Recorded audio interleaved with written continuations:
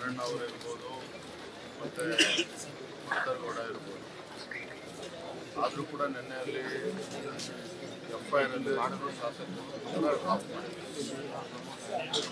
ಈ ರೀತಿ ಸ್ಪಷ್ಟವಾಗಿ ಡೆತ್ ನೋಟಲ್ಲಿ ಉಲ್ಲೇಖ ಮಾಡೋದಾಗಲೂ ಶಾಸಕರ ಹೆಸರನ್ನ ಕೈ ಬಿಡ್ತಾರೆ ಅಂತ ಹೇಳಿದ್ರೆ ಪೊಲೀಸ್ ಅವ್ರದ್ದು ಹೈ ಹ್ಯಾಂಡೆಡ್ನೆಸ್ ಎಷ್ಟಿದೆ ಅಂತ ಸ್ಪಷ್ಟವಾಗಿ ಗೊತ್ತಾಗ್ತದೆ. ಕಂಪ್ಲೇಂಟಲ್ಲೂ ಕೂಡ ಮೆನ್ಷನ್ ಆಗಿದೆ, ಡೆತ್ ನೋಟಲ್ಲೂ ಕೂಡ ಮೆನ್ಷನ್ ಆಗಿದೆ. ಹಾಗಾಗಿ ಇಷ್ಟು ಹಗುರವ ತೆಗೆದುಕೊಳ್ತಕ್ಕಂಥ ಪ್ರಶ್ನೆನೇ ಅಲ್ಲ. ದಯವಿಟ್ಟು ನಿಮ್ಮ ಹೈಯರ್ ಅಫ್ಸರ್ ಮಾತಾಡಿ, DG ಅವ್ರಿಗೂ ಮಾತಾಡಿ, ನಾವು ಮಾತಾಡೋದಿಲ್ಲ.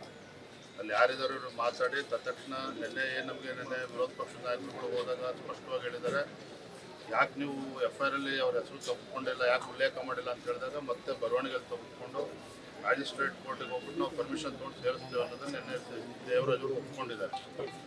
ಆಯಿತಾ, ನಮಗೆ ಈಗ ಒಂದು ಅರ್ಧ ಗಂಟೆಯಲ್ಲಿ 1 ಗಂಟೆಯಲ್ಲಿ ಅದು ಹೋಗಿ ಬಿಟ್ಟರೆ ತತ್ಕ್ಷಣ ಹೋಗಿ ಮ್ಯಾಜಿಸ್ಟ್ರೇಟ್ ಕೋರ್ಟ್ ಹೋಗಿ ಪರ್ಮಿಷನ್ ತಗೋ ಕಾನೂನು ಪ್ರಕಾರ ಏನಿದೆ ತೊಗೊಂಡು ಇಬ್ಬರು ಶಾಸಕರು ಅಲ್ಲಿ FIR ಸೇರಿಸಲೇಬೇಕು. ಪ್ರಶ್ನೆನೇ ಇಲ್ಲ ಅದ್ರ ಬಗ್ಗೆ. ಅದಾಗಲಿಲ್ಲ ಅಂತ ಹೇಳಿದ್ರೆ ಪ್ರಶ್ನೆನೇ ಇಲ್ಲ. ನಾಳೆ ಇವತ್ತೇನೇ ತಿಳ್ಕೊಂಬೋದಾದ್ರೆ ನೀವುಗಳು ಜವಾಬ್ದಾರಿ ಆಗ್ತದೆ, ನಾವು ಅದು ಹೊಣೆಗಾರರು. ಹಾಗಾಗಿ ದಯವಿಟ್ಟು ಇಮಿಡಿಯೇಟ್ ನೀವು DGಗೂ ಮಾತಾಡಿ, ಅಲ್ಲಿ ಹೈಯರ್ ಆಫೀಸರ್ಸ್ಗೂ ಮಾತಾಡಿ, ಅಲ್ಲಿ FIR ಅಲ್ಲಿ ಶಾಸಕರ ತೆಗೆದುಕೊಳ್ಳಿಲ್ಲ ಅಂತ ಹೇಳಿದ್ರೆ ಇಮಿಡಿಯೇಟ್ ಮ್ಯಾಜಿಸ್ಟ್ರೇಟ್ ತೊಗೊಂಡು ಇದು ಮಾಡಲಿಲ್ಲ ಅಂತ ಹೇಳಿದ್ರೆ ಯಾವುದೇ ಕಾರಣಕ್ಕೂ ಯಾರು ಕೂಡ ಜಾಗದಿಂದ ಕತ್ತಡಾಡಿ ಪ್ರಶ್ನೆ. ನೀವು ಎಷ್ಟು ಬೇಗ ಮಾಡ್ತೀರಿ ನಿಮಗೆ ಬಿಟ್ಟಿದ್ದು, ಅದ್ರ ಮೇಲೆ ಕೈ ಮೀರಿ ಹೋದ್ರೆ ನಾವು ಜವಾಬ್ದಾರಿ ಆಗ್ತೀವಿ.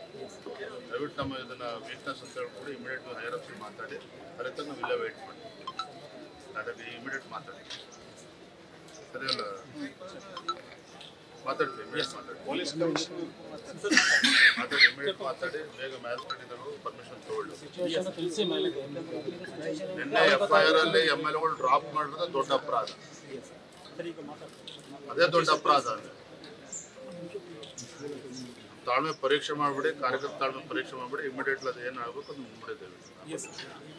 ಅದು ಅದೇ ಕಣಕ್ಕೆ ಇಲ್ಲಿ ಹೋಗೋ ಪ್ರಶ್ನೆನಲ್ಲಿ ಇಲ್ಲ ವೇಟ್ ಮಾಡಿ, ದಯವಿಟ್ಟು ಮಾತಾಡಿ, ಸೀನಿಯರ್ ಆಫೀಸರ್ಸ್ ಮಾತಾಡಿ ವೇಟ್ ಮಾಡಿ. ನ್ಯೂಸ್ ಫಸ್ಟ್ ನಿರ್ಭೀತಿಯಿಂದ ನಿಮ್ಮ ಪರವಾಗಿ.